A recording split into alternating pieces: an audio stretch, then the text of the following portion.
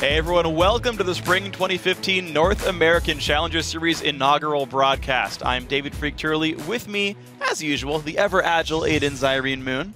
How's it going, man? A little less agile today, a little less aerodynamic. Didn't shave. So less aerodynamic? I'm just trying to get on your level of beard one day. Give it about 2 months and you'll be roughly here, and then you just got to trim. You have to, like, trim off There's the always stragglers. that awkward phase in the middle, too. I know. Well, you're usually awkward, so no one's going to notice. Today, we are showcasing a completely revamped format for the Challenger Series. This spring, there are only 6 teams vying for an LCS spot. Now, let's count them. Team Fusion and Final 5. They pre-qualified by placing 3rd and 4th in the LCS expansion tournament this December. The other 4 teams, Enemy Esports, TDK, TSM Darkness, and CLG Black, are here after surviving a 3-week battle royale of the top-ranked North American Challenger ladder teams. Yeah, and the stakes are even higher this split. These teams are taking part in a 5-week round robin where they play one opponent twice each week for a total of 10 games overall. At the end of the spring playoffs, the first place team will automatically join the LCS. That's right, they skip the promotion tournament and they get right into the LCS, replacing the last place team from the spring split. And of course, the 2nd and 3rd place teams, they will still play the promotion tournament against this time the 9th and 8th place teams from the LCS. The 4th place team will re-qualify automatically for the Summer Challenger Series, so we'll see them again in the same spot. And meanwhile, the 5th and 6th place teams will actually join the qualifier and will have to battle against the ranked 5s teams. Yeah, so everybody who makes it into the playoffs at least either makes it into the LCS or doesn't have to play to get into next Challenger. Right, just focus on the qualifier ahead of you. You don't have to, like, mix between playing your postseason games and actually doing everything else. So if you guys want a more in-depth look at the new format and rules this season, some genius of a man wrote it all up on lolesports.com.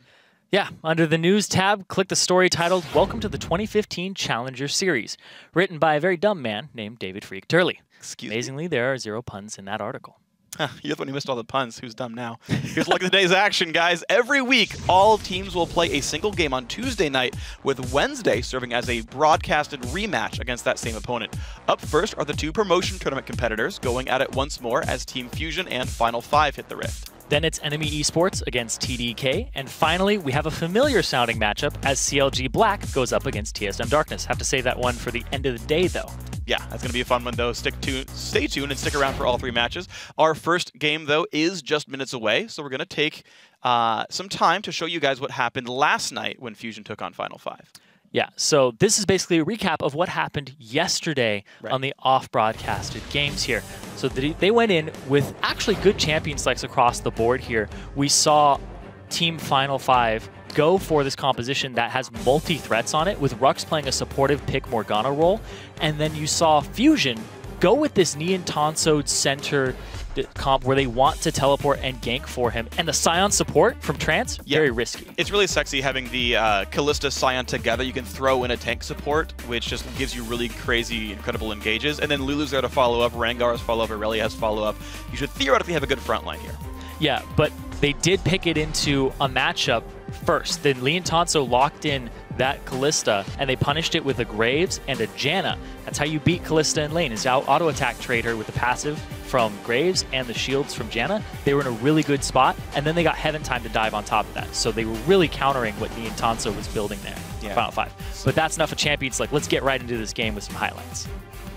So the interesting thing is, it's Neon, so they're going to use TP gank to try to get him ahead, right? They want to keep down Veritas. Problem is, look where Rengar is in the map. He's in the top left corner, so Fusion have at best a 3v3, turns into a 3v4. But I love this. Veritas and Rule 18 immediately go up towards the jungle, and Heaven Time is there for the counter gank. And Rux immediately starts his TP to continue this fight after they pick up Chunky Fresh off the TP. And it was smart of Chunky Fresh to run up and right afterwards, try to pull the team away, because he wanted to spread the team out, but guess what? Veritas shows up anyway, gets the kill onto the turret, and that just starts the Graves domination. Yeah, and you can see more of the Graves domination here. By this point, he was 5-1-2, but Trance doing his best Moses impression there. Parts the team and ends up on the wrong side of the Azir turret for an easy pickup. I'm just surprised they engaged against an Azir turret here, but it wasn't all downhill. Fusion were able to find some good fights. Final 5 really over-dive here, where they're missing their fed AD carry in this battle. Yeah, Trance once again missing an ultimate there, but look at this. Neon Tonso sucks him in and throws him straight through the wall to continue the engage. Yeah, Scion getting a Malphite ultimate. Who would have thought that'd be pretty strong? Yeah, there's a reason he doesn't have that skill. Wait, he kind of does. It's a skill shot. Less so. Anyway, that looked like a fight that Fusion was going to start to get back into the game, but once again, Trance going really hard and missing another Scion ultimate. And he's the support Scion. He doesn't have the gold to follow this up. And then again, thrown straight through the Azir wall to continue this engage. But by this point, they have multi-threat here with Veritas' Graves and Gate just outputting so much damage in this fight. They are unchecked. And poor Trance got pushed from the Janna ult over the Azir wall and pushed farther back by the soldiers. You can see the disengage power of Final 5 quite strong. Veritas 7-1 and 3, 7-1 and 4 now at this point. You feel for him, he's going to win you the game. Yeah, Veritas is an extremely good player. Mechanically sound. He is #1 in Challenger right now by about 300 points. First Challenger in North America, and he's showing his mechanical prowess here, where he is the main target and just kites them around in circles on Graves. He's the reigning Oceanic champion. This guy is the real deal. And it's going to be a player that's going to be fun to watch. This is, of course, Final 5's game, and we'll see this rematch, of course, in just a few minutes. And Fusion came into this, and I have a quote from it: "I'd be surprised with anything besides very dominant victories over Final 5 this week," from one of their 4 coaches. Wow. Ended up not being the case here. A pretty close game despite a couple of misfires early on. A couple team fights back and forth, but clearly Final 5 looked very good in this new lineup. Yeah, Veritas being involved in 15 of the 16 kills and really carrying this game. Gate played a consistent mid laner and became that secondary threat. So even if Veritas did get focused, you have to think about the Azir. But also, Rule 18 did a good job too, having 100% kill participation on that Janna. Here's the thing though, Niantanso on Fusion is their heartbeat right now. So he's the guy that they're all looking to shut down, and he needs to step up for this next game. And we'll see if they can do it, though. Of course, guys, to talk about these teams a bit more, this is not the expansion tournament anymore. Fusion have lost a lot of their old starters. Macnoon is gone, Glebe is gone, Nintendo X is gone. Those guys all departed since December. Huhi and Niantanso, still very good players, still on that roster, but the rest of these guys have a lot of rebuilding to do. Yeah, Final 5 played their opponents better, right? They camped bottom lane and crushed Niantanso by focusing their attention onto Veritas and getting him going. So far, some good teams. Yeah, I thought that was a really good strategy because when you look at Fusion, you think Niantanso right now. You think a little bit of Huhi, but Niantanso is more of their big voice on the team. He was shut down, and Fusion needs to find a way to get him going. He really is the pulse, like I said, the heartbeat of the team, and he can carry this team. He's a really good team fighter, and his laning phase just needs a little work. I'll see if they can fill that one up. Of course, you can't underestimate their opponents here with Veritas and Rule 18. Rule 18 was one of the unsung heroes. People were actually surprised he remained on the roster of Final 5. He had performed poorly in the expansion tournament, that Final 5 support, but 100% kill participation. His Janna only 1 death in Game 1 of this series. He's done well. We cannot talk enough about Veritas, the player you guys might not have heard about very much, but one thing I will share, he is the reigning Oceanic champion, right? He played on Avant-Garde. I got to cast that tournament at PAX Australia. He was a Korean foreign exchange student to Australia, has now, of course, moved to play here, but very, very, very, very, very strong player. So this is someone that you guys all want to keep your eyes out for. Yeah, his mechanical prowess is pretty much off the charts. You don't get #1 in North America by about 300 points. He was first challenger too. Yeah. He put so much time into this game, and he's come over here. He speaks the language. He speaks English very fluently, and even if he does have communication problems, Heaven Time speaks both Korean and English and can translate things for him. There are some cultural differences there, but they are meshing as best they can in such a short time. It's very impressive to see them just come out of the gate so quickly with a really good performance. Come out of the gate so quickly. Yes. Good job. All right. We've started early. Unintentional puns. They're the best ones. Yes, they are. Yeah. But Team Fusion, they were a little late, so they do lose that first ban, which when you are red side, it could hurt you a little bit here because you're going to leave something up that they're going to want to first pick right off the bat. So, okay. Make sure you play your ban phase properly. So Fusion was so worried about the Kalista, they had picked it early in Game 1. They're banning it here in the second one around here. The Ahri, now by the way guys, we are on 5.2 for this week of Challenger, so the Ahri, the Azir, champions like that, much stronger than they are on the current live environment. That's why you're seeing these bans here. Yeah, and I want to see that Lissandra being banned last. If they don't, that looks like a first pick up there for Rux. And it is a flex pick too. Gate does play that champion. And you know what? Speaking of flex picks, they could go with that too, but that would leave that up. And the prioritization is on that champion on Kassadin. That's interesting, yeah. It's weird how the matchup does play out because I feel like Kassadin has a decent time in the matchup, being that he's good against magic damage, but they have such different styles, right? Where Lissandra can start the fights hardcore and Kassadin can't just play picks forever. So we'll have to see how those match up if we do see these champions coming through. Fusion, though, with plenty of time to make their first grabs. Kalista the only AD carry banned away, Annie the only support banned away. we've typically seen a lot of prioritization on champs like Morgana, for what it's worth. Yeah, Morgana's making her way into top support and mid lane currently. Mm-hmm. Saw a lot of players in the play-ins, actually, in the qualifiers, play mid lane Morgana. I was watching a couple of games, and it was like, wait a second, isn't this a different team? And like multiple teams were playing Morgana mid. Yeah, we're back to Season 1 style. Top lane especially, actually. I almost feel like I see more top lane Morg than mid lane Morg. By a small margin, I agree that she is gaining popularity as a solo laner. But we'll have to see if the champion shows up at all. Fusion taking plenty of time, and they are going to grab the Lissandra after all, so as you predicted, high priority, but Janna actually being the top support here. Yeah, they take the Cassid away because that's who he's most played champion, but his second most played is Lissandra. So he's going to get one of those two champions off of this pick ban phase due to the loss of a ban. But I do like the fact that they picked up the Janna, because that's Rule 18's most played champion by a mile. He's got like 78 games on that champion, and then his most played after that is Lulu with like a third of it. Oh man, so I mean, you expect, though, with just that being this season's games, he's probably got some decent picks to still go back to. What I'm surprised, though, is Final 5 with so many of these high-priority sort of power picks here. Right, the Rek'Sai is still up. That goes to Heaven Time. They're kind of just picking down the tier list right now, taking whatever's up. Yeah, I mean, Veritas, he does love that Graves, right? Yep. Like, it's Graves Callista for him in solo queue all day, every day to get to that top part. He's got a very impressive win record, too. He's about 70, he's got like 170 wins, 100 losses, so a differential of about 70 there, really which good is win rate. Really high. Like, that is very impressive. And he's not just playing at like 2 a.m. to play people who are really tired and stuff like that, Yeah, sure. or people who may not have good internet. He's playing at peak hours against everybody. I think it's fantastic that he's up there and just trying to test himself on the solo queue ladder, but he wants to test himself competitively now too. I think the goal is to only play during LCS games so that like Wild Turtle's not there, and that's how you climb the ladder. You just dodge the LCS players. It's not how it's going. I'm just kind of talking smack. The Rengar does get picked back up from Yima though. Played that in the first game too. Limited success. Sivir for Nien is interesting. I want to see what support comes in for Final 5 because early levels, if they go for Lulu here, this is one of the most bullyish duo lanes in the first 2 levels. That's going to be very hard for Nien to hold up against. Yeah, exactly. Like you said, Lulu 1 through 3, extremely strong lane bully, one of the most powerful supports with just auto attack trading with the passive and all of her abilities combined. Yeah. On top of the Graves, this is something that is very difficult for Sivir to deal with in particular. Yes.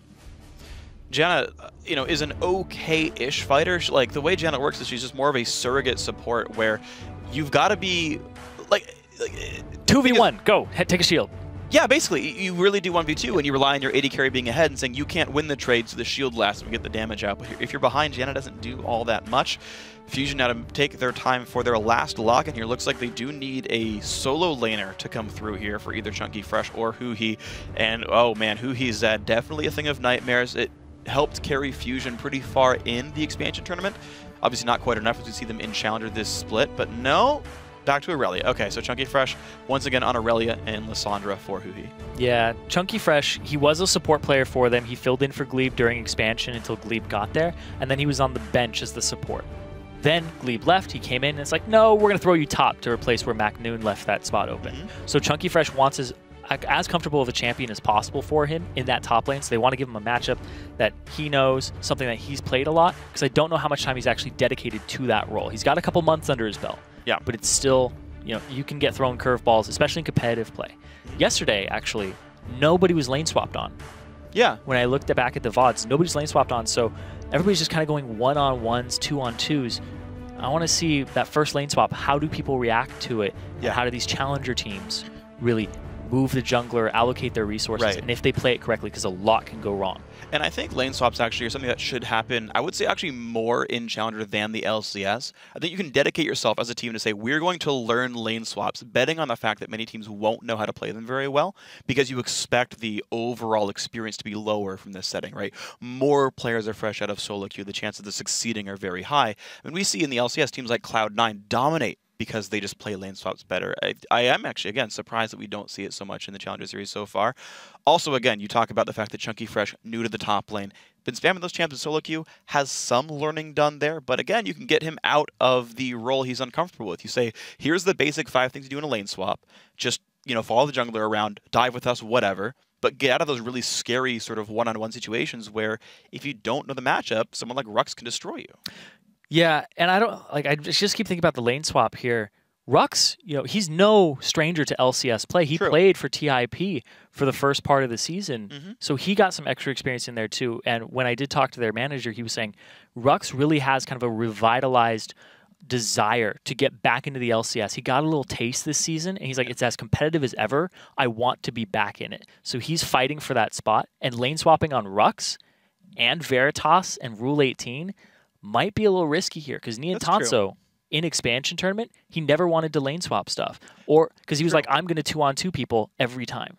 But I think it's a different environment here. I agree in expansion, he was probably the best AD carry in that tournament. I would give him I would put him close to cop skill level. I think he's a little bit better than Mash, and I think he was better than Prototype. Just opinion. His team fighting is really good. Right, his team is very good, but I think his laning and CS-wise were also very good. He could always get his farm in a 2-on-2. Here, though, I feel like the quality of teams got higher, because you got the old expansion teams, and they got better players like Veritas, but the rest of those rosters are really good as well. Otter and Body Drop, etc. There's a lot of very good duo lanes here. I think that edge is diminished for Nian specifically. I think also more so in this matchup, I think Veritas is probably the best AD carry in Challenger right now, and I would be afraid to face him in lane. Yeah, no, I would completely agree with you. I think he's, as stats stand, he's the best solo Q80 carry, which means that he knows how to carry games. He knows how to run away with early leads that are handed to him. He knows how to dominate a lane. You don't get that high without knowing that. Right. And again, he has played in competitive, right? We saw him on Avant-Garde over in Oceania. Now, guys, the reason we're still here instead of Summoner's Rift being on your screen, we did have a pause at the beginning of the game. We'll be bringing that up in the next, I would think, about a minute or so from here. So in 60 seconds-ish, we can finally hide our faces. You guys don't have to deal with us quite as much. But for now, we're going to keep talking about this game, and we will get the game started up fairly soon for you guys. Yeah, and I'm trying to think about the compositions, too, and what was locked in. But so I do really like the Rek'Sai, though. Yeah. Like, the Rek'Sai is a champion right now that has been doing a lot of work, not so much in NA. It hasn't been that successful over here in LCS. EU has seen a little more success with it. And people are still finding out the optimal build path for Rek'Sai. People are like, do I go immediately Sightstone? Do I get a Giant's Belt and sit on it? I think the consensus right now is you go Sightstone for the vision control. Yeah, it seems to be that junglers tend to want to play more vision-centric, more tank-centric, and sort of play in that style. And you think about it, they've got a Kassadin and a Graves in this lineup anyway, so the damage output is going to be there, and you can rely on base damages. Thinking about the Final 5 composition a little bit, though, you've got a decent front line, just because of the Lulu support, the wild growth, the extra durability you can add in there. You actually do give yourself really a very good ability to use Rek'Sai as your sole tank and just layer damage on top of that. Kassadin and Rumble just kind of jumping into the team fight and blitzing the damage dealers down before they can kill off the somewhat squishy Rek'Sai. Yeah, and what was the top lane pick for Rux? Rumble. Rumble, that's right. Yeah. Yeah, this is a team that actually transitions, like, has different people at different stages of the game. It's like Rek'Sai early, transitioning into Rumble mid-game, and then Kassadin hopefully takes over late for them. That's what they want. And then Veritas is going to be kind of good at all stages of the game. Like, Graves is kind of the new Lucian. Yeah, it's how people are choosing to play him, right? Yeah. People are basically picking the champion based on sort of power spikes throughout the game, more so than like what do they fulfill in a team comp, more or less. And it's like, look, his early lane's pretty good. He spikes really well on the first AD item because he's an AD caster type, AD carry. I mean, a champion like Varus could do the same thing, but yeah, okay, they're picking Graves as this sort of cleanup AD carry, has a good initial start to the fight with buckshot and collateral damage. And so just because we don't have it on the screen for you guys, the team comp for Final 5, top lane Rumble, jungle Rek'Sai, mid lane Kassadin, AD carry Graves, support Lulu. Yeah. And I think it's well-rounded, good lanes everywhere but mid. Mid can suck it up and farm for a little while. He will be behind Zed. That's a matchup I expect Huhi to win, mid Zed against Kassadin. But overall, yeah, they can transition their team fights pretty well. And Kassadin just applying a slow is at least something you can do. Yeah, and at least something you can do. That's what he can do. Just throw a slow on people. He'll be good. I mean, it's a team comp where you're relying on everyone else for the damage output early game. And because we talk about champions with power troughs early on, right? Old Tristana from 5.1 and earlier, right? She does like basically nothing for 25 minutes of the game. Kassadin is a more subdued version of that, where, look, this guy can still get on the back line and cause havoc and get back out. He can put down a 90% slow on like half of the team to make Rumble do more damage, right? Because he's going to line up for the equalizer and things like that. So there is some extra power there that Kassadin can do despite power troughs. That camera zoom out does mean we're getting ourselves into the game. So the rematch between Final 5 and Fusion is just about here. And let's see what we got. And also I want to talk about Fusion's lineup here with the Aurelia, the Rengar, the Lissandra, the Sivir, and the Janna. Right? Sivir Janna is still a really good lane, right? Like this is the type of lane that lets you pick your fights later on. And they have Mimo, and the reason they picked Mimo, because Shorter Ace, got removed from the team, and they picked up Mimo after some tryouts. This was because they were looking for somebody who complemented their mid laner, who really made him shine. And Mimo was the one who seemed to be a cut above everybody else, very slightly, to accentuate who he's strengths. So this is actually a very mid-centric team after Nian Tanso has his say. Well, speaking of Nian Tanso, though, taking a whole bunch of early harassment by Veritas and Rule 18, they decide not to trade summoners.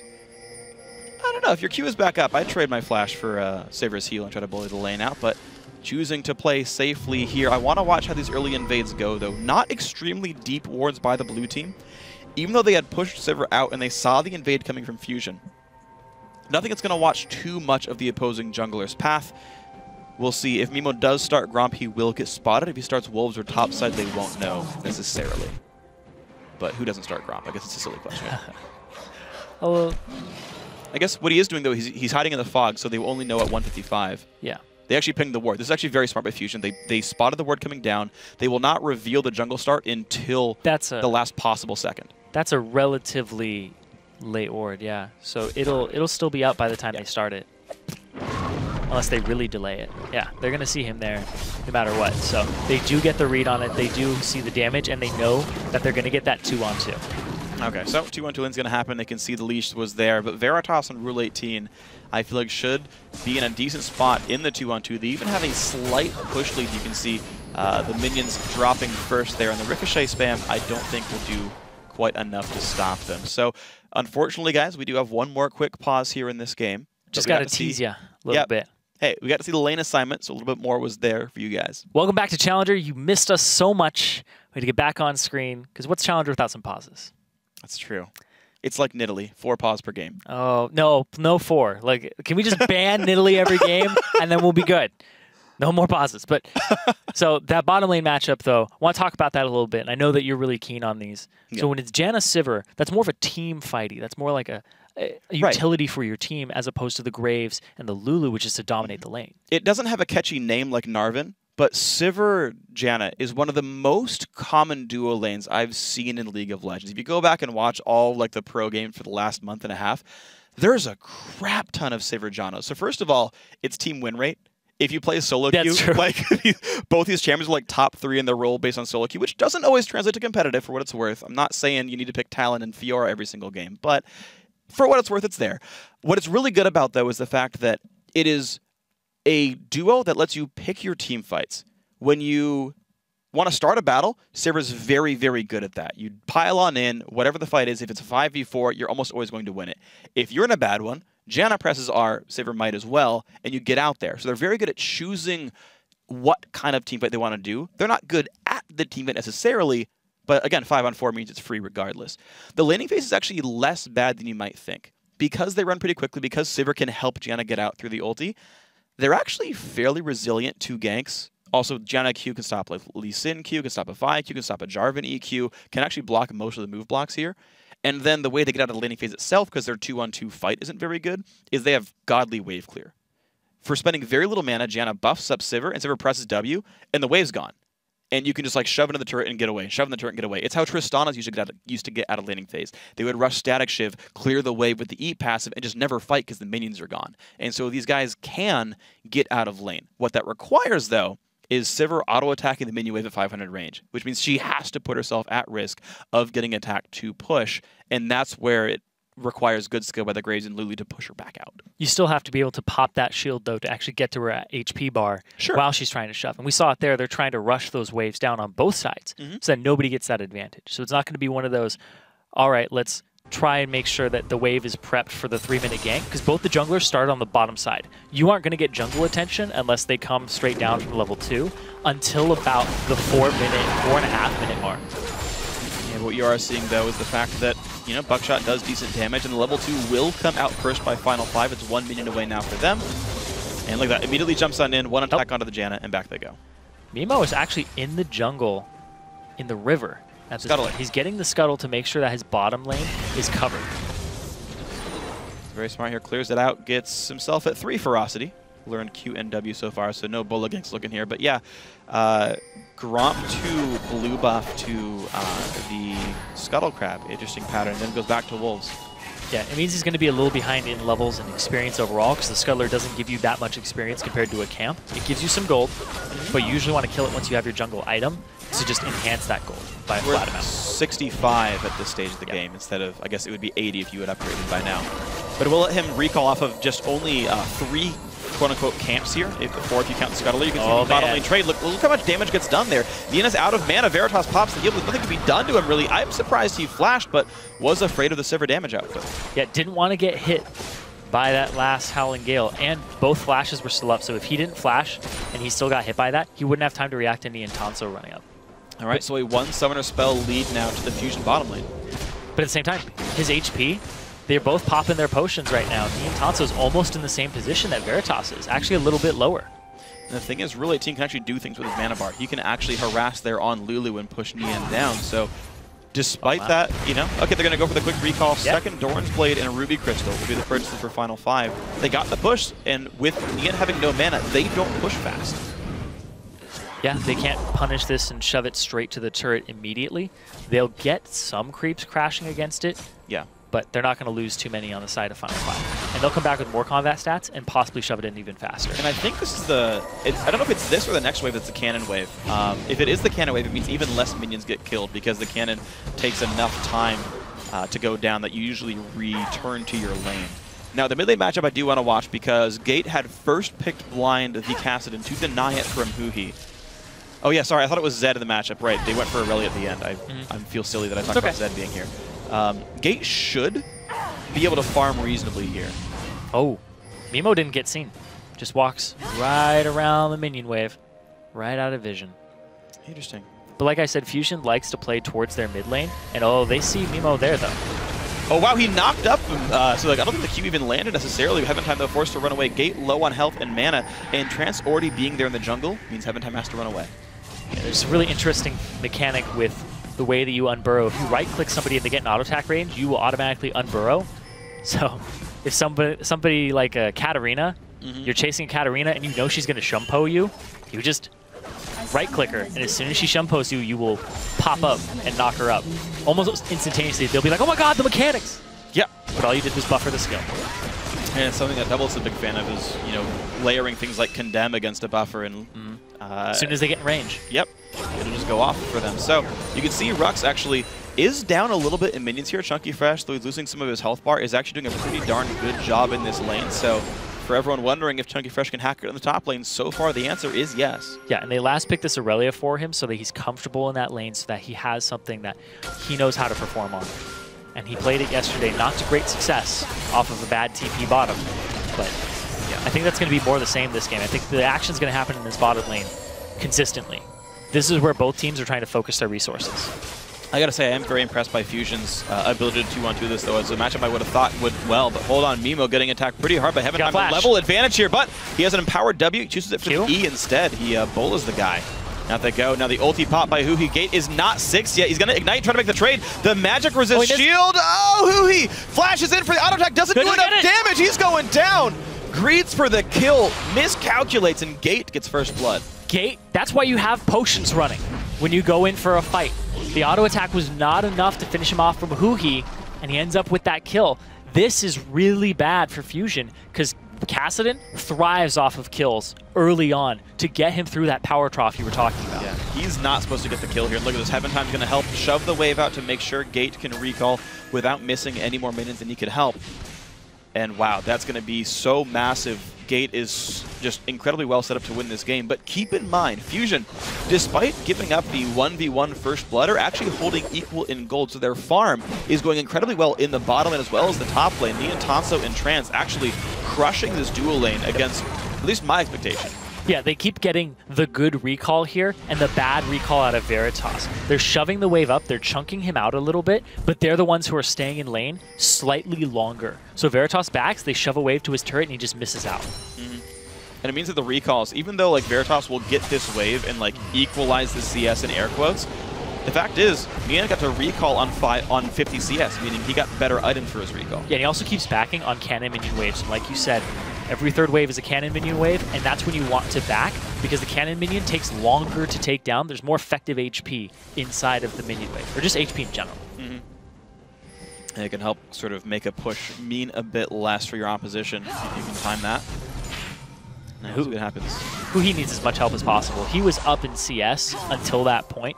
He's still up, but that kill going over to Cassidy gets him through that phase, and he actually didn't go with the Catalyst. He goes for the blasting one just to keep pressure onto Huhi and increase that shield that he has. That's a bit greedy because the sustain could be useful, but I guess he's relying on flash charges and expecting that Huhi can't deal much damage to him anymore, and if he's right about the flash charges, then okay.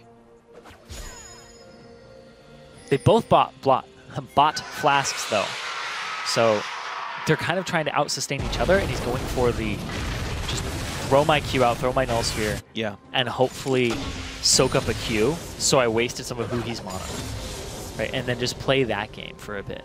Well, Huhi's got plenty of mana to spare, though. His blue buff went onto him. Gate's going to do the same thing. Chooses to save his Rift Walk, just wait for the Q cooldown, pick that thing up. And right now, mid going to remain a farm fest, but Huhi having the push lead does mean that he can kind of dictate what Gate is up to. Mimo, you can see he wants to gank this lane. Once the lane resets, yeah, he's 6'2", so as soon as Gate goes aggressive, he can capitalize on it. It is that first rank of Rift Walk, so it is really actually got a decent cooldown on it. One thing to watch, though, is Gate actually push the wave as slowly as possible to try to get it back towards his turret. You can see Rengar looks to the gank, but there's no way it's going to work. Yeah, Gate had enough room to work with. Yeah, Gate just has to Rift Walk backwards. You have to bait the Rift Walk out in a forward offensive manner and then turn it around with a Frozen Tomb. You can't just think that the player is going to Rift Walk into Huhi immediately when you see Huhi go forward. He has no reason to. There's no vision on the enemy jungle. They haven't seen anything in a while. In fact, there are literally 0 wards mid lane for Gate here. It'd be silly to push forward. Are there any wards on the map for Final 5 in general? I don't think so. There might just be one. There is a Sightstone for Lulu, so they've got to be a couple wards somewhere. There's one in the Dragon Pit now. They're in their lane. Yeah. Dragon Pit and then the lane brush. They think that Mimo is going to come from lane ganks into bot lane. And that's what you would think, right? Like, this is, you played these guys yesterday and bot lane had a lot of focus on it. You need to cover this bottom lane for yourself. Well, so far they're being covered by boomerangs right now. Nian Tanso making it cold in there. An 11 CS lead, the pickaxe coming in first as well. Just Final 5 having a really horrible time in this duo lane. That said, though, the recall timings allowed them to have a Sightstone of their support where there was not one for Trance. And the ward coverage has kept them safe from Rengar at the very least. Mimo, he hasn't been able to get much done on this map. It was just that solo kill in the mid lane for Gate off of a mistake. So now, he's going to go for the Dragon. Well, with the Raptor buff, he knows that there is a ward in the pit. Rek'Sai, farm alarm comes off, says, hey, I'm going to take a Dragon. It's not a farm alarm. It's a mating call. He's looking for him. Wow. Not going to go in there. That's one way to put it. Huhi loses half his health bar, though, to Gate, just putting out the damage. The Claw of Doom only just kills minions. Chunky Fresh went into Aggress onto Rux, a player who has been fairly impressive so far for Fusion. Still up 14 minions in this lane. I would not have expected that against a veteran such as Rux, but... Yeah, and you leave this Aurelia alone, she hits those item spikes, right? The power trough for Aurelia is kind of mild early on, but then she just spikes so quickly, and it's just like, whoa, I didn't know that Aurelia was so fed, and she doesn't have any kills. She just has CS. All right, well, Guts for Final 5. Teleports are up for both top lanes, but they have grouped for the Dragon Fusion. Milling about, maybe they will stop. Heaven Time looks for the engage, gets a two-man knockup. In come the TPs. Trance losing a lot of his health, and down goes Rek'Sai, though. Final 5 now to fight a 4v5. Veritas forced to run away. Great Rumble ulti is going to buy a lot of time for the team. Rule 18 stuck against the wall will also go down. Fusion picking up a lot of kills this fight. 3 kills unanswered. There's still a turret there. He wants the execute. No, gives the kill to Aurelia. Now Gate, nowhere to go. That's a kill. Take his last breath there. That's a 5 for nothing. Yep. Fusion just crushed that battle. They're going to get the Dragon. Absolutely beautiful fight. The TPs came in. They already had the Dragon on them, and then they trailed off to the right side and just got collapsed on. They couldn't get to Nian Tanso. It was a really good disengage by Trance. I really like that protection there. Look at that. Fusion. Slap their logo on the screen, because that's what it's all about. They can't get to Nian Tanso. Heaven Time flashes to get to him, but then they're on Veritas at that point, and there's nothing they can do about that. Veritas has to flash over the wall, and he starts backing for the remainder of the fight. He's effective DPS drops to 0, and it's all about Rux with the equalizer, but it's still not enough at that point. It absolutely wasn't. So, unfortunate risk there by Final 5. They tried to circumvent the Aurelia Triforce Power Spike, use the Rumble with the Haunting guys when they're done, figured, hey, it's going to be a lot of damage, but just couldn't do nearly enough for these guys. Fusion now looking pretty incredible. Yeah. They've got ward control. They had a really good bottom lane setup here. Niantanso is crushing this lane by 20 CS. He has a BF sword, pickaxe, and all the components for his Infinity Edge against a Brutalizer pickaxe. He's in a really good spot. Everytime's got to be afraid, though. Pops ulti into his own jungle, but can he really even fight in this? It does force Fusion back, but... And so far, these guys looking like the team people expected them to be back in the expansion tournament in the first place. This was expected to be like the team that was sure to make it into the LCS. And they'd lost their very first game of this split so far, but maybe this is what the team's supposed to look like here in Game 2. Yeah, they saw Mimo walk up, and there's nothing you can get from that. But yeah, this is looking more like the team that people were expecting to come out. They're expecting like MacNoon to crush top lane, and then it was like Mien is going to be amazing. He did have great team fighting, but now he's worked on his laning, because that's where he identified his weakest point was. He's been focusing on that. And holding up against Veritas and actually having a really big advantage over him is a great start. It absolutely is. I can't believe they actually won lane with Coin Janna. Yeah, that's like the weakest support in really the game. Hard. Coin Janna does not fight, but I mean, they kept trading, right? They kept trading, and then he just sits there and he's like, okay, I'm getting some gold. Nien just managed to land very good boomerangs, really good ricochets, and he was in a good spot. Mimo just continually trying to control the Scuttle Crab. No, right now he's getting 5 stacks on Ferocity. He's outside of ward vision. Yep, they did not see him go in there. He has his ultimate available. They need to bait the Rift Walks, though, before they walk up. There's his pink ward. Is he afraid of Gate? Of course, there's not a lot of deep wards. He actually doesn't know. He doesn't know if he can clear it. Yep. Yeah, Rek'Sai could be there anytime. He has no clue. Rule 18, actually. Walking around. Rule 18 is notorious for getting caught out while killing wards. Okay, so there's no ward over the wall, so we can actually hide here up against this. I don't believe Mimo can see him quite. He's staying outside of vision range, and Mimo just says, you know what, let's just kill the Scuttler. Too long.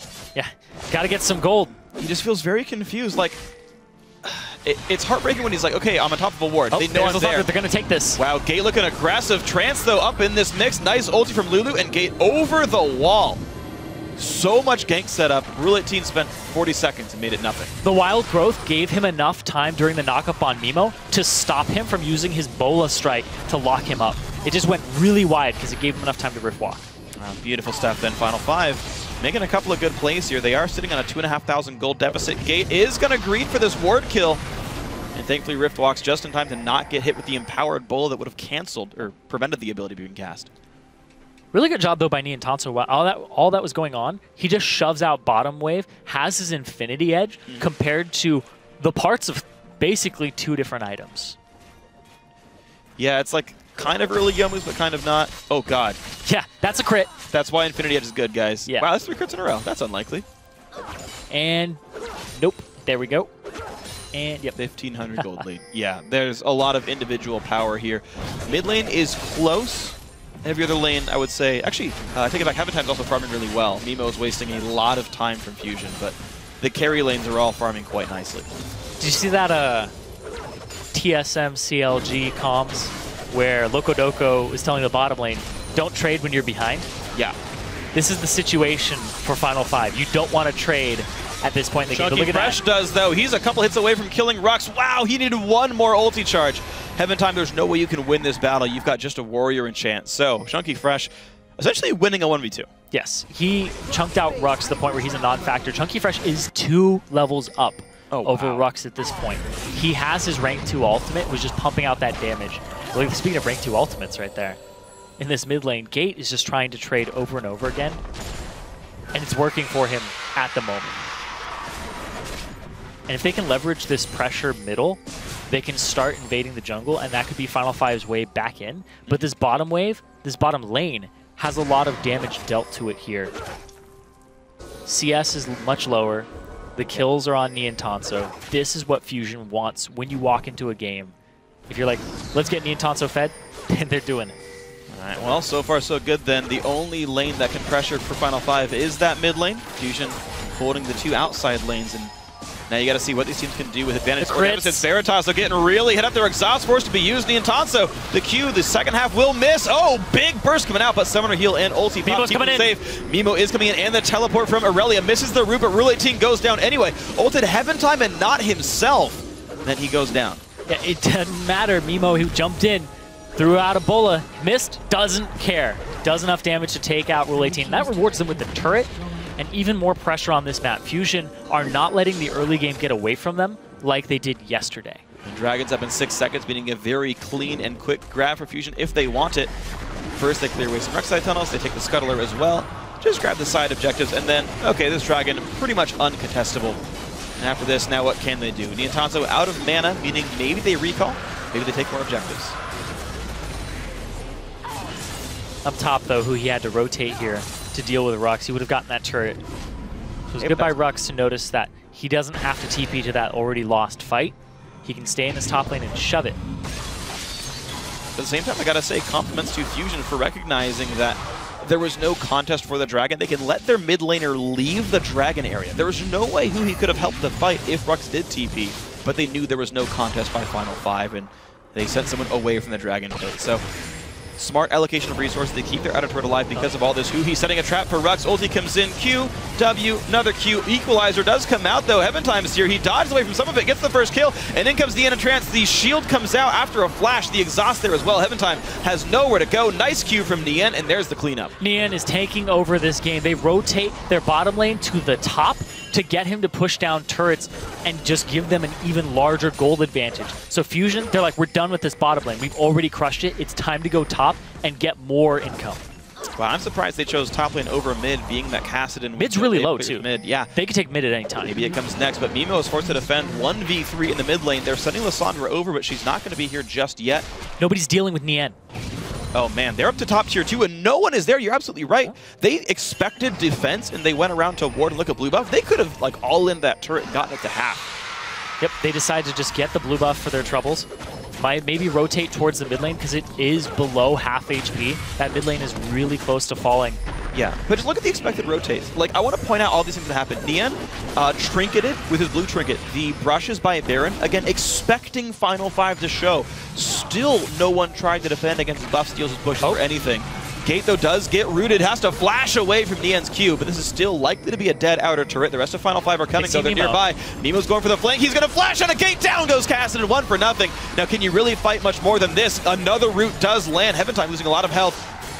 But a nice Glitter Lance will slow them down. But Fusion, after getting up first blood, get 9 kills in a row. They can go bottom right now. This turret already has minions clashing against it, and they have the damage output to take this very quickly.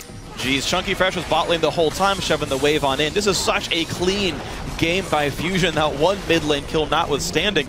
And they just turned a team fight into like 6 turrets in a row, and that is a little bit of hyperbole. But look at that. Rux is going mid lane right now. Heaven Time is mid lane. They're just going to give up this inhibitor turret. No one is even defending these pushes from Fusion. They are given everything. 21 minutes in, they're hitting an inhibitor. Look at that, the fight's gonna start out here. Rux comes in. Gonna see what they can do. Nian has already flashed out though, and some damage does come through. The burst of this Final 5 comp is quite a lot. Fusion did slightly overstay, and that turret kill turns into bait as 2 members of Fusion die. Ignite is on Nian. Good tornado, but one more Rift Walk will be the kill, and now Trance forced to run out. Looks like he will be safe for that, but 3 kills picked up on the backside by Final 5. 2 of them go over to Veritas. He's not back in the game completely yet because he's still missing out on a very key item for AD carries, but he's getting his feet off the ground slightly. And Final 5, they do have avenues back into this game if Fusion keeps doing things like this, but they can't give up turrets like that over and over again. Look at this, Rux comes in and he just deals in a massive amount of damage, but Veritas, this is the fights that Final 5 were having yesterday where Veritas is left unchecked. Nobody is dealing damage to him, and then Gate is that secondary threat that comes through the fight and cleans up. Yeah, very smart plays with these guys. Good usage of AoE. A lot of Fusion had grouped up there and got Flame Spittered and Buckshot into submission. So, glimmers of hope for Final 5. They are down 6,000 gold 22 minutes in, though, which is a very steep deficit, but miracles, of course, can always happen. Top lane, outer turret goes down finally to a miracle. Wave. So some things are happening. Some growth is here for Final 5, but it's going to take a lot more than what's happening right now to get them back in.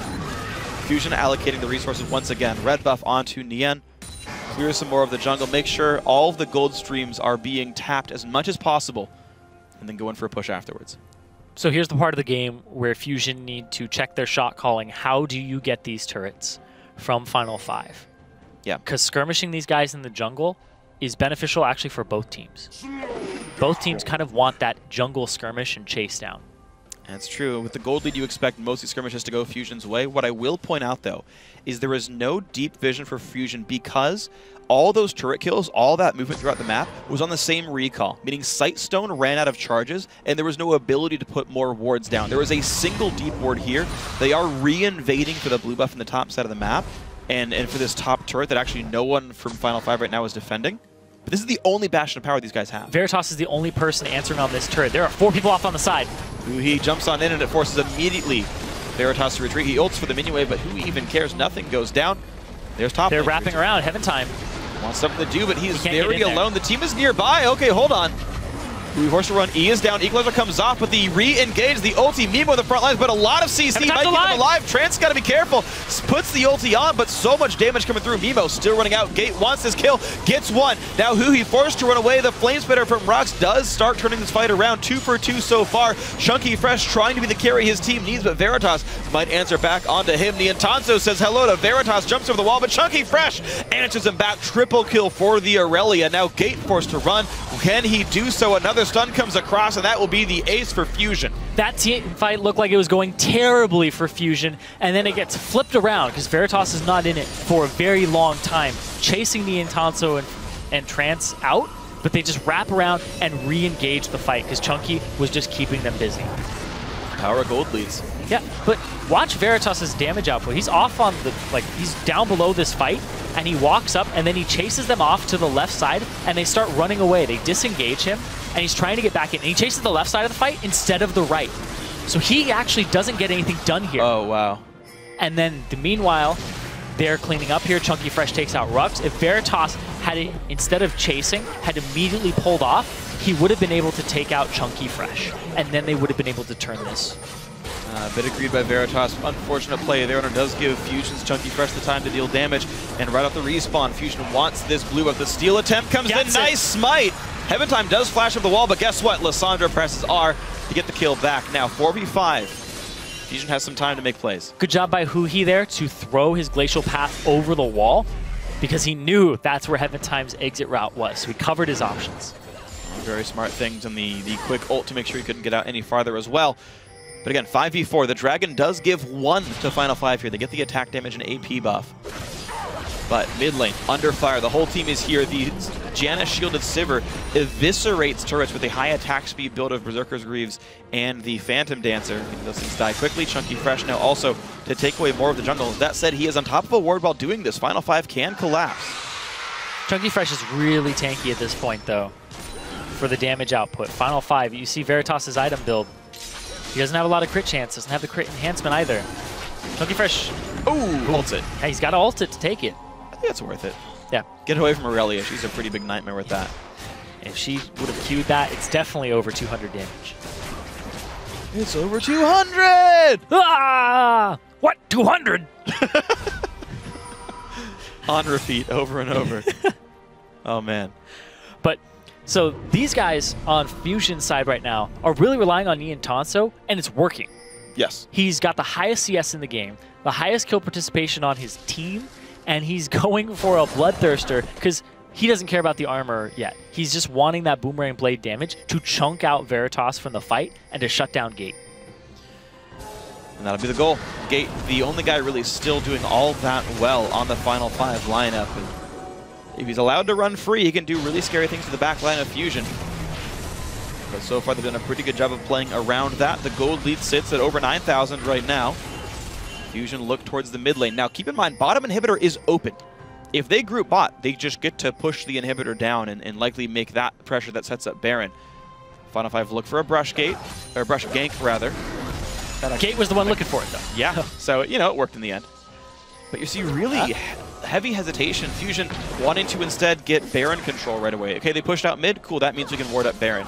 So very obvious what their objective is going to be right now, setting up a Baron bait or a Baron rush. You can see that was through Trance's shield, by the way. That is the damage output that Gate has right now. It's a decent chunk of someone's health. They don't have the ward coverage for this. Final 5 pinging bottom lane. Look at that. The Scuddler's up. They see it. They know it. Fusion are obviously baiting this or trying to do it faster than they can react. They want the fight. They want to force it. He wants to zone them out. Claws on in. Ult's Heaven time. And then here comes the battle. They're staying for Baron. It's going to be killed by Chunky Fresh of all people, actually. But that is Baron to Fusion. This is not a good fight in for a Fusion. Pretty bad spot. It's going to be 2-0 so far. Now, who's going to get the cleanup? In comes Chunky Fresh. Does trade one back. And Nian gets help from Mimo. They will kill off Rex. And Heaven time doesn't have the damage. Gate died, which meant nothing else could happen. It's a 3v2 now. Veritas is not showing up to these fights. He's getting zoned out of them and pretty much taking poor pathing. He's not able to get onto the carries. He's not able to be part of his middle line. And everybody on Final 5 are seeming a little jumbled here. They're diving after Nian Tanso, and he's just killing them while walking backwards because of his damage output. You just can't reliably jump in onto a Janna. I mean, you would think these champions are actually pretty good at dealing with Janna. You've got Rumble, Equalizer, Cassidy can get back in after getting knocked out. But the damage clearly is not there. Yeah, look at Veritas. He's so far away from this fight. They had to start it because the Baron was just going to go down no matter what. And he's still walking up at this point. And Final 5 continue to press this. They get Huhi, and they don't disengage it. They're immediately like, chase down Nian Tanso, we can't reach him. And then Mimo jumps over the wall. He was pretty much dead if they had gone into the pit instead of chasing Nian. And now Veritas is finally there. Yeah, really strange situations here. Just not a full team fight for Final 5, and that is a very large issue. It was kind of a do-or-dive situation, though. Yeah. You have to go in to stop the Baron, or at least contest it. They pick up people, but the fact they continued the fight onward instead of kiting towards Veritas, because if Fusion wanted to continue the fight, they would have to chase if they were running away on Final 5 side. I mean, they one-shot the Janna. Yeah. At that point, reflect with your AD carry and go for it again, and hope that you have enough CC to keep the fight going. But it was good by Fusion yes. to go for the Baron and put them in that situation, because Veritas was back, right? He does have his Infinity Edge completed, and that's an item he sorely was needed 10 minutes ago. That's true. At least he's starting on Last Whisper, so he's sacrificing lifesteal for more damage, needing that output to be able to deal with champions like this Fed Aurelia.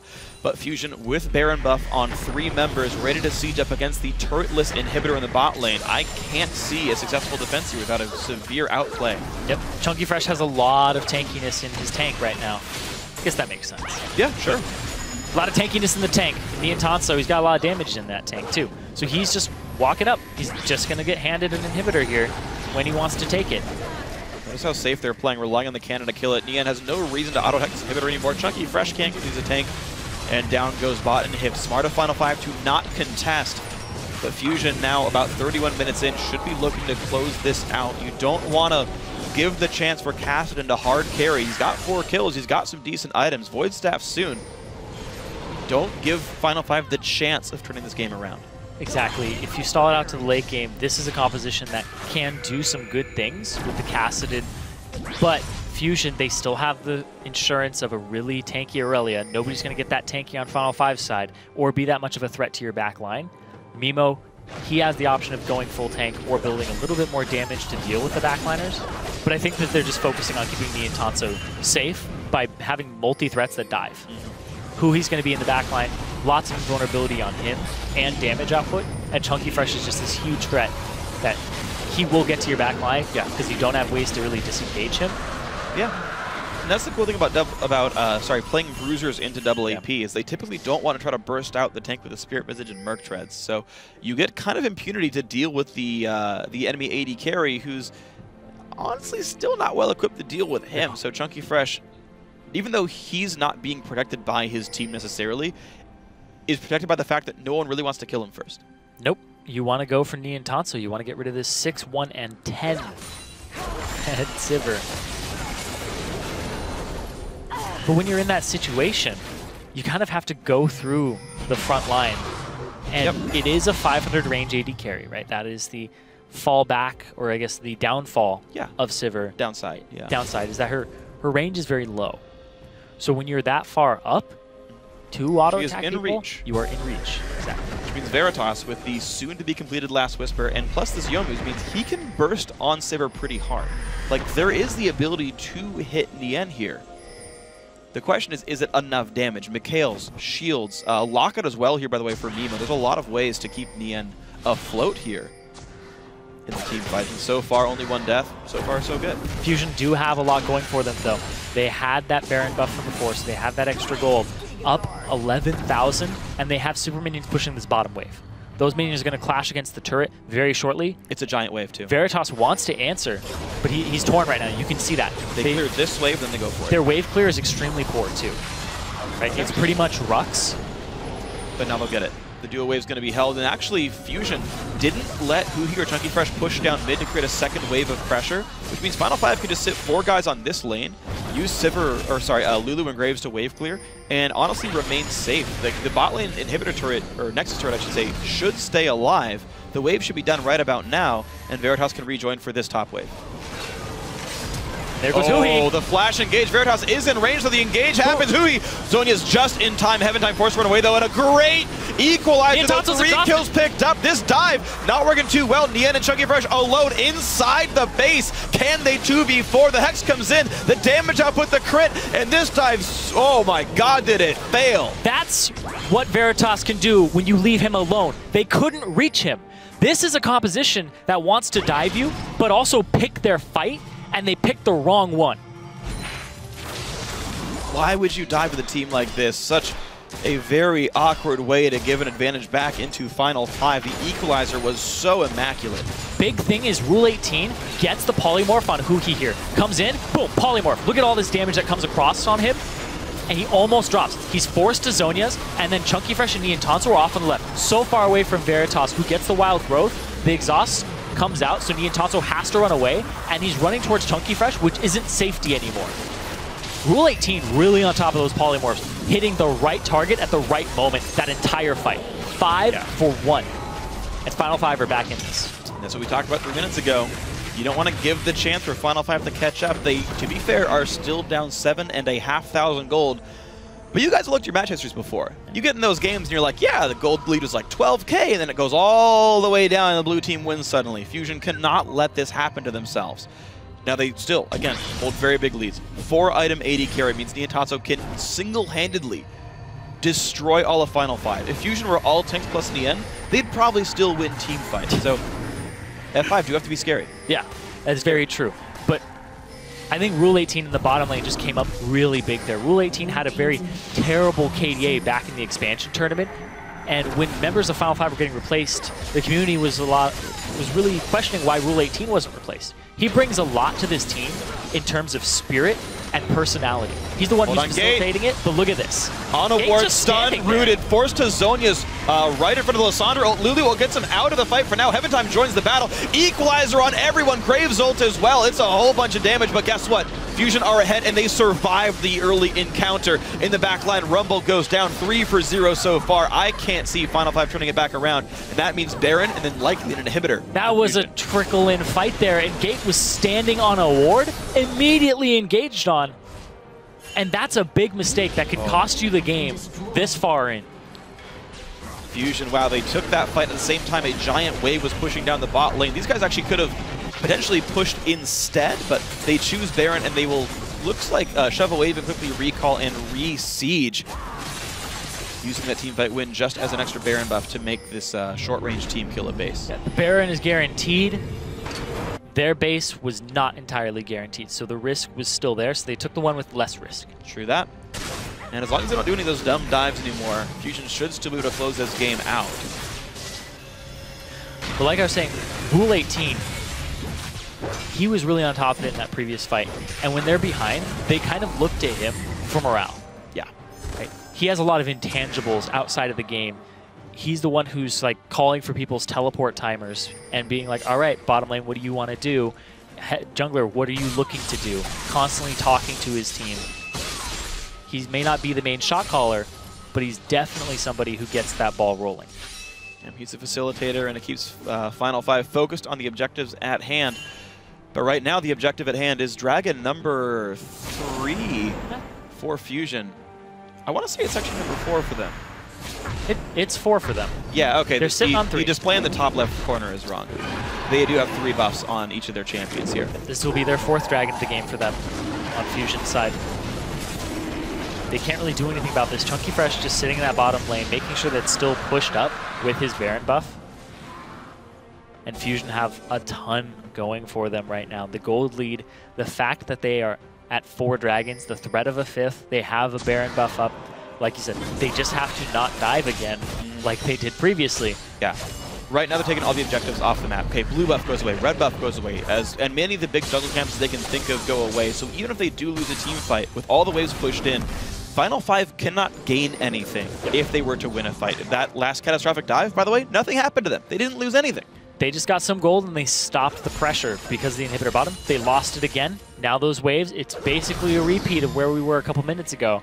And Fusion get another chance to not make the same mistake. What they are doing is something a little bit smarter. Bot lane's auto-pushing. They are sending Aurelia mid this time with Baron buff, and they have really good wards to watch all of the jungle exits of Final 5, to watch for flanks, to make sure ward control stays up even if they do die. And now we're going to see the multi-pronged assault. Rux is bot lane holding a wave. Someone has to come mid lane very soon to hold this one that Aurelia is pushing in. There's the ping, the blue ping, and they're going to send Graves over to defend it. We'll see if Fusion rotates back and forth to push these waves down. They actually could have brought their AD carry in towards that side. Chunky Fresh will recall for GA and teleport back in. He's looking for it. Okay, maybe not just yet. He's still looking for it. How afraid Nian is. He's going to go in. Look at that. Just the threat of game means he gets 2 auto attacks and backs right back off.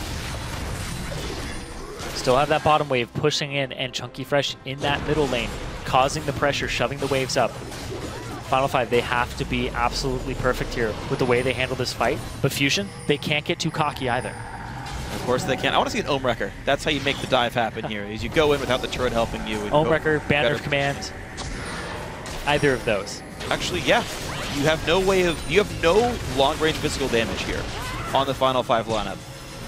So a spell immune thing, actually you can see again, Niantanto loses most of his health bar.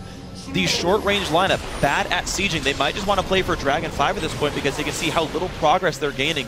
The Baron buff didn't gain them literally anything. No turrets were picked up over the entirety of Baron buff. Chunky Fresh, though, just with the health lead, is able to push down mid, though, because no one can stop him. The big Aurelia is the win condition here. And now another inhibitor is open. Yeah, Chunky Fresh, level 18, much higher than everybody else on Final 5 at this point. 2 up on Rux, still. And Aurelia with that much gold. You know, you speak about power troughs, he's feeling the spike right now. Yep. He's stayed ahead all game long, has remained a very scary damage threat. Elixir of Iron comes in to join his Guardian Angel, meaning even more tenacity for fun old Aurelia. You basically can't CC him at all at this point. Not really. Because all of that stacks multiplicatively. Now, yeah, 5.2. Yeah. So Iron on top of his passive, on top of his Merc Treads. Probably at like 70% tenacity at this point. And if he's in a team fight? That's what I was, yeah, I think all around 5 people? that with, well, it stops at 3. But. Yeah. CC him for 3 seconds, you're really getting him for less than a second. Yeah. All right, let's see. Scuttler controlled. Dragon, though, still more than 2 minutes away. Baron similar here. But Dragon 5 and Baron will coincide. Fusion could use that to make the siege just a little bit better. Keep in mind, any damage dealt will trigger the true damage from Dragon 5. So like Sivir Ricochet, a Jonom Tornado, Lissandra Q, or Aurelia R will tick your opponents down and let you try to push just a little bit more. Time doing what he can to clear wards, but Fusion are going to regroup for mid again. Lots of GAs here, though. Niantanto purchases his own. So this Fusion lineup is looking like it's a team that wants to dive you. They're looking to not be punished for dives that are not optimal. So if they dive you, they still have 2 more lives on 2 people who are trying to carry this game and take turrets.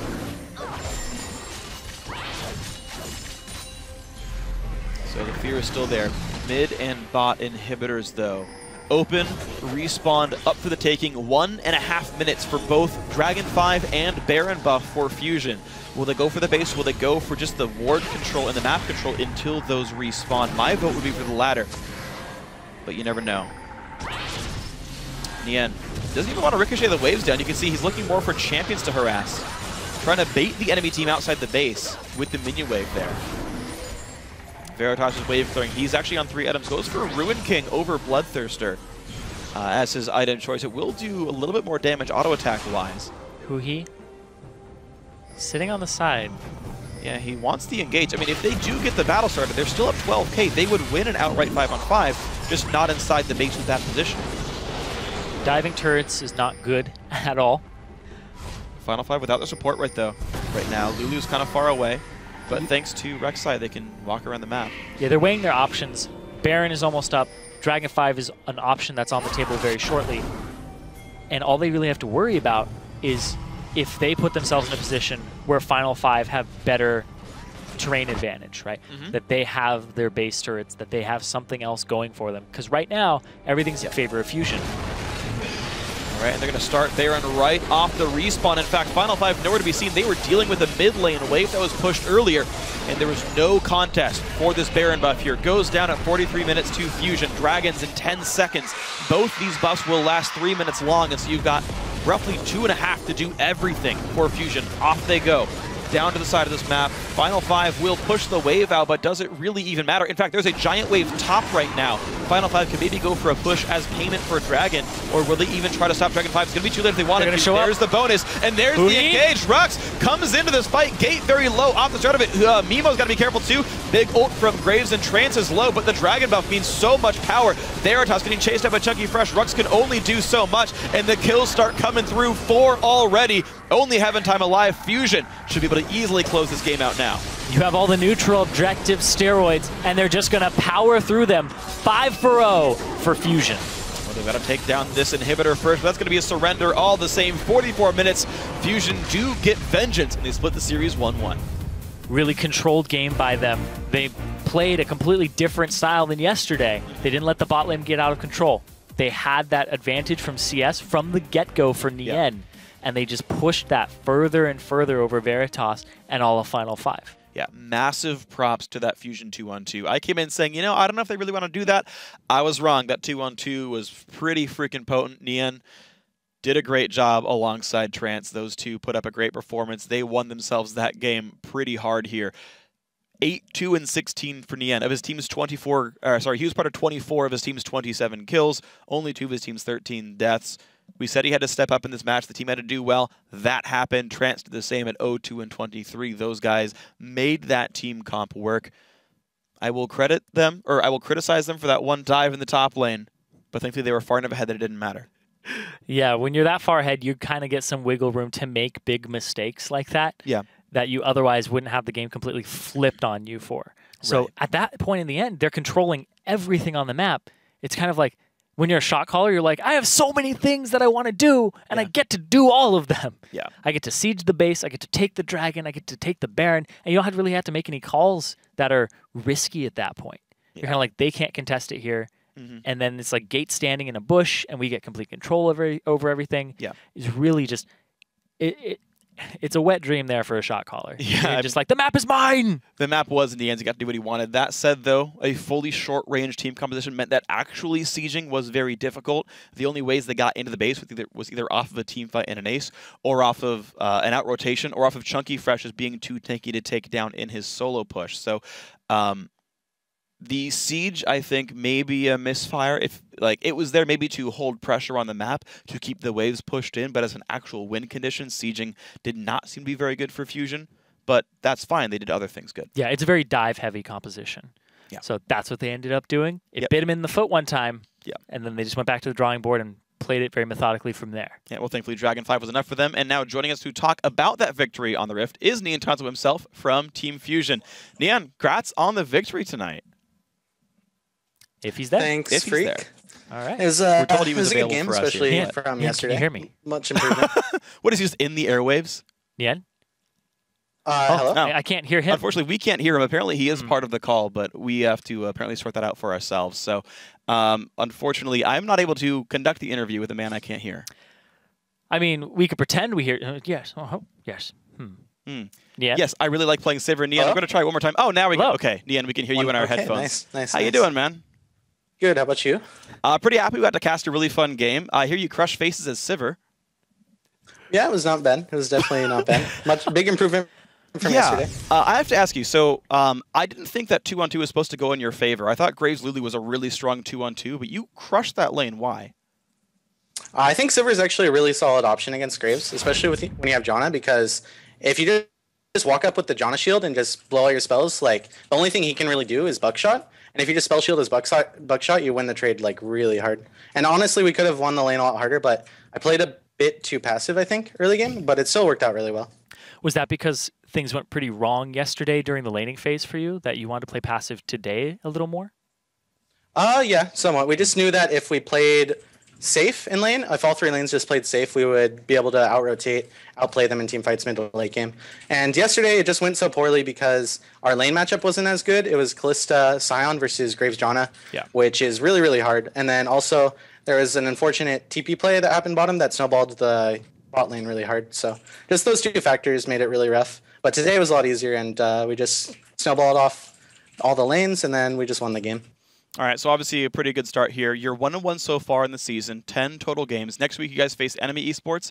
I believe they're 1-0 right now, so these teams look pretty darn strong. How do you feel facing up against these guys?